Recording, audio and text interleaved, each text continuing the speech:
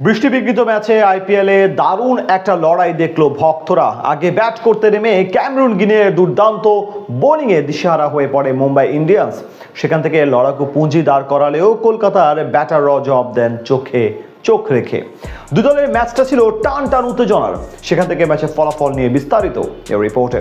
আইপিএলে এবার আসরে ব্যর্থতার দিক থেকে সবচেয়ে বেশি হতাশ করেছে দুই শীর্ষ ফ্র্যাঞ্চাইজি কলকাতা নাইট রাইডার্স এবং মুম্বাই ইন্ডিয়ান্স। প্রত্যাশা অনুযায়ী নিজেদের সেরাটা দিতে না পারলেও শেষ দিকে ভালো করবেন এমনটাই প্রত্যাশা সকলের। এমন ম্যাচে আজ কেকেআরের বিপক্ষে টস হেরে আগে ব্যাট করতে নেমে শুরু থেকে চাপে ছিল মুম্বাই ইন্ডিয়ান্স। আসরের সবচেয়ে দামি ক্রিকেটার হিসেবে খেলছেন ক্যামেরুন গ্রিন। সিজনে তেমন ভাবে নিজেকে মেলে ধরতে না পারলেও আজ বল হাতে ঠিকই প্রমাণ রেখেছেন। ইনিংসের তৃতীয় ওভারে বল করতে এসে প্রথম বলেই রোহিত শর্মার কাছে ছক্কা হজম করার পর তৃতীয় ডেলিভারিতে প্রোটিয়া ব্যাটার রায়ান রিকালটনকে পেভিলিয়নে পাঠান 6 রানে। একই ওভারে নামান জিরকেও আউট করেন এই পেসার। দুই ছক্কা মেরে ভালো কিছুর ইঙ্গিত দিচ্ছিলেন রোহিত শর্মা, তবে তার সেই ইনিংস বেশি দূর যায়নি। চতুর্থ ওভারে সৌরভ দুবের স্লটে পড়া ডেলিভারি জায়গায় দাঁড়িয়ে বড় শট খেলতে গিয়ে বল সোজা উপরে উঠে পড়ে। সেখানে দৌড়িয়ে উল্টো দিকে ঘুরে অসাধারণ এক ক্যাচ ধরে তার উইকেট নেন ক্যামেরুন গ্রিন। বোলিং এর পর ফিল্ডিংও নিজের দূরদর্শিতা দেখান এই ক্রিকেটার। 3 উইকেট হারানোর পর দলের হাল ধরার চেষ্টা করেন অধিনায়ক সূর্য কুমার যাদব, তবে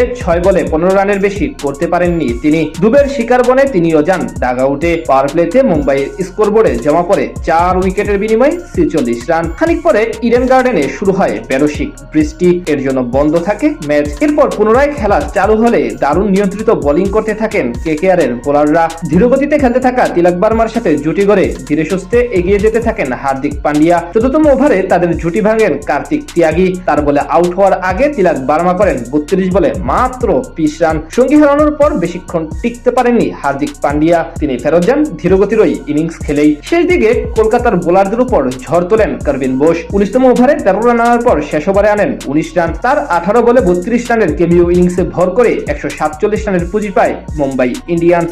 জবাব দিতে নেমে কলকাতা নাইট রাইডার্সের শুরুটাও ছিল নড়বড়ে। 2-4 মেরে ভালো কিছুর ইঙ্গিত দিলেও প্রথম ওভারেই দীপক চাহারের বলে বোল্ড হয়ে পেভিলিয়নের পথ ধরেন কিউই ব্যাটার ফিন অ্যালেন। সেই ধাক্কা সামনে দেখে শুনে খেলতে থাকেন অধিনায়ক আজিঙ্ক্য রায়হানে এবং অভিজ্ঞ ব্যাটার মানিশ পান্ডে। দুজন মিলে প্রাথমিকভাবে দলের হাল ধরলেও বেশি দূর যেতে পারেননি রায়হানে। ষষ্ঠ ওভারে কার্ভিন বোসের অফ স্টাম্পের বাইরের বাউন্সার ব্যাকফুট পাঞ্চ করতে গিয়ে রায়ান রিকালটনের হাতে ক্যাচ দিয়ে বিদায় নেন তিনি। তার কাছ থেকে আসে 17 বলে 21 রানের ইনিংস। পাওয়ার প্লে শেষে কেকেআরের স্কোরবোর্ডে জমা পড়ে 2 উইকেটের বিনিময়ে 51 রান। বোলিংয়ে ভালো করেও ব্যাটিংটা ঠিকমতো করতে পারেননি ক্যামেরুন গ্রিন। মাত্র 4 রানেই ফিরে যান সাজঘরে।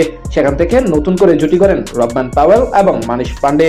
দুজন মিলে ধীরে ধীরে হাত করে খেলতে থাকেন। মাঝে একবার জীবন পান পাওয়েল। এরপর সেখান থেকে আর তেমন কোনো বিপদ আসেনি কলকাতার শিবিরে। বেশ সহজেই জয়ের বন্দরে পৌঁছে যায় কলকাতা নাইট রাইডার্স। বিপরীতে আরো এক পরাজয় বরণ করতে হলো মুম্বাইকে।